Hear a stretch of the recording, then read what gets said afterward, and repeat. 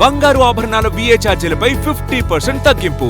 త్వరపడండి, అక్షయ లక్ష్మిని ఆహ్వానించండి. The Chennai shopping mall, Telangana మరియు ఆంధ్రప్రదేశ్.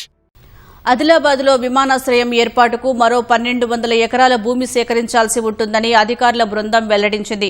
రక్షణ శాఖ, ఢిల్లీ, చెన్నైల ఎయిర్పోర్ట్ అథారిటీ ఆఫ్ ఇండియా, రాష్ట్ర ప్రభుత్వం తరపున అధికారుల బృందం ఆదిలాబాద్లోని పరిసరాలను పరిశీలించారు.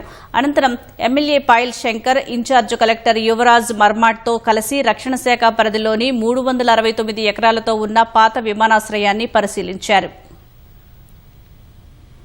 ఇది ప్రిలిమినరీగా ప్రాథమికంగా ఇక్కడ ఉన్నటువంటి పరిస్థితులను పరిశీలించిన తర్వాత వీటిని ప్రాపర్ గా స్టడీ చేసి ఒక మాస్టర్ ప్లాన్ అనేది, అల్టిమేట్ మాస్టర్ ప్లాన్ అనేది డెవలప్ చేసిన తర్వాత ఎన్ని ఎకరాల ల్యాండ్ మనకు ఈ ఎయిర్ ఫోర్స్ స్టేషన్ కోసం గానీ, సివిల్ ఎన్క్లేవ్ కోసం గానీ అవసరం అవుతుందనే దాన్ని బట్టి రెవెన్యూ అధికారులు దాని మీద నిర్ణయం తీసుకుని రాష్ట్ర ప్రభుత్వం ఎమ్మెల్యే గారు చర్చించి తదనుసారంగా మాకు అవి తెలియజేసినప్పుడు ఆ క్రమంలో మేము ల్యాండ్ తీసుకున్న తర్వాత development plan airport authority of India తరఫు నుంచి ఎలా ఉంటుందనేది మేము తెలియజేస్తాం. ఇండస్ట్రీ పార్క్ అనేది 10,000 ఎకరాల భూమి సేకరించి మొదటి దశలో 6,000 ఎకరాలు అభివృద్ధి చేయాలని, ఆదిలాబాద్కు ఒక 40 కిలోమీటర్ల దూరంలో అభివృద్ధి చేయాలని ఆలోచిస్తున్నాం.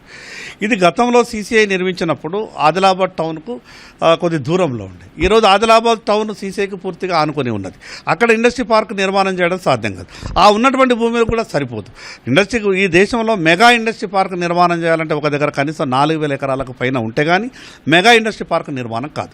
మెగా ఇండస్ట్రీ పార్క్ నిర్మాణం అయితేనే దానికి కేంద్ర ప్రభుత్వం, రాష్ట్ర ప్రభుత్వం సబ్సిడీలు కానీ, మిగతా రాయితీలు కానీ వచ్చేటటువంటి అవకాశం ఉంటుంది. కాబట్టి ఈ CCIకి సంబంధించింది కాకుండా ప్రత్యేకంగా మెగా ఇండస్ట్రీ పార్క్ని అభివృద్ధి చేస్తే ఇటుపక్క ఎయిర్పోర్టు, మరోపక్క ఎయిర్ ఫోర్స్కు సంబంధించినటువంటి యాక్టివిటీ, అటుపక్క ఇండస్ట్రీకి సంబంధించినటువంటి ఇండస్ట్రీ పార్క్, ఆదిలాబాద్కు మంచి జరిగేటటువంటి అవకాశాలు ఎక్కువ.